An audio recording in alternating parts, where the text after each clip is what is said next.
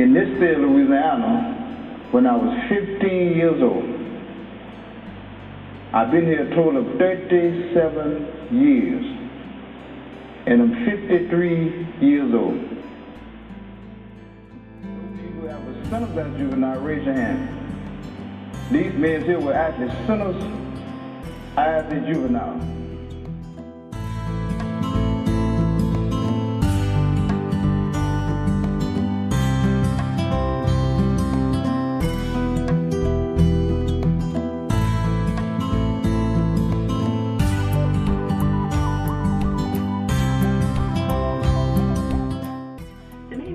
Is that many of the children who end up in adult court for serious crimes end up there without having the type of transfer hearing that the Children's Code envisioned.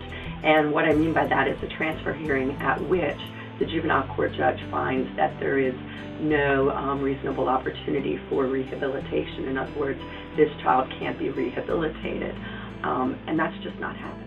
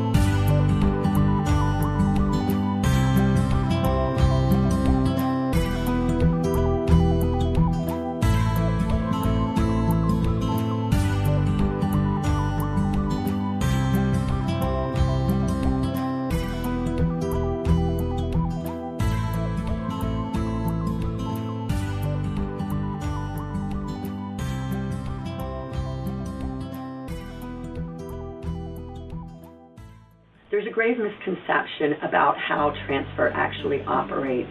Unfortunately, most people believe that every child gets a meaningful transfer hearing before they're transferred to adult court. That does not happen. There is a conflict between the continued custody hearing process and the transfer hearing process. Continued custody must happen within 3 days of arrest. Once the court finds probable cause for certain enumerated crimes, and they're the more serious crimes, the child is automatically transferred to adult court. The juvenile court loses jurisdiction. And that is before any transfer hearing could or would take place. So it renders the right to a transfer hearing meaningless.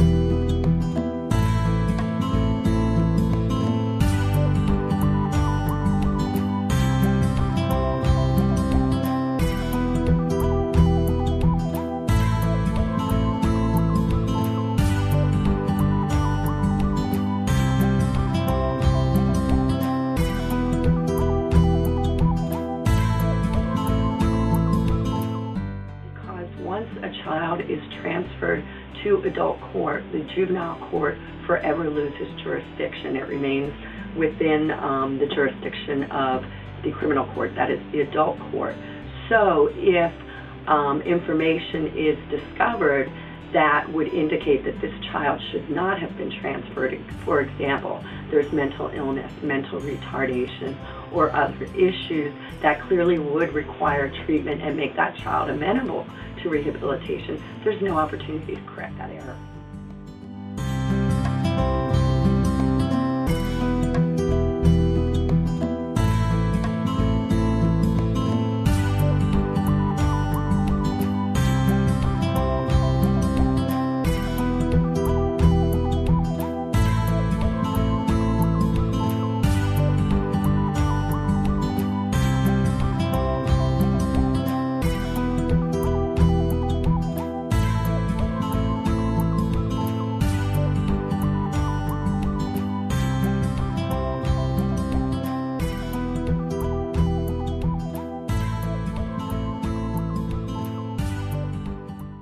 in many cases, attorneys are meeting their clients either just before the continued custody hearing or within a day of it.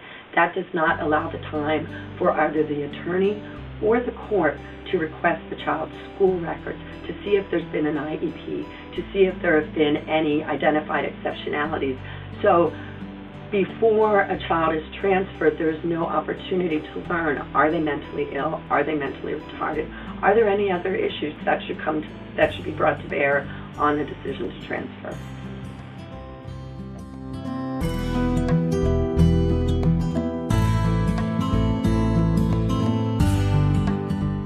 I was going to one of my relatives' house when it happened on the way.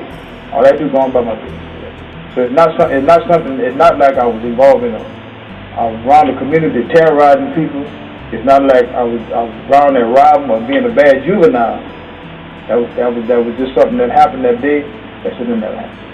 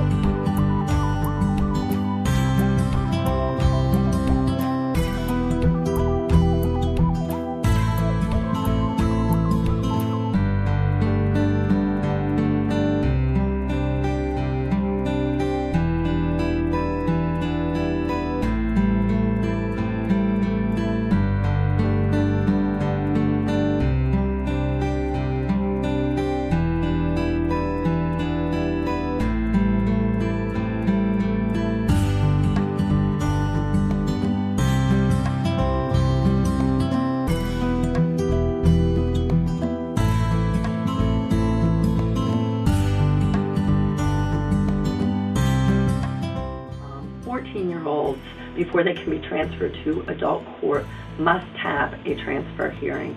And the Children's Code actually outlines very thoroughly the types of things a court should look at in a transfer hearing. 15-year-olds, on the other hand, once a judge finds probable cause at a continued custody hearing, which happens 3 days after arrest, that child is automatically transferred to adult court for a number of enumerated crimes, and there's no opportunity to look at the specific list of very important items that a transfer hearing requires a court to look at.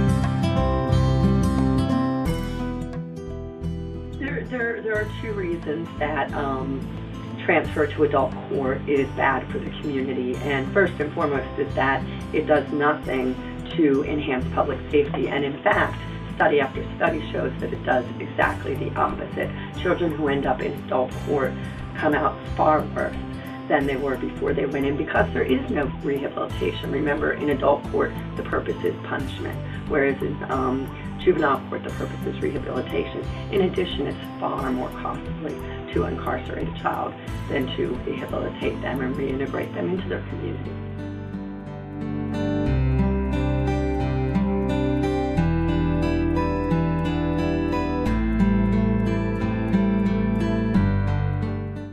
In an ideal situation, and in a situation that actually followed the spirit and intent of the Children's Code, every child would receive a meaningful transfer hearing prior to being transferred to adult court.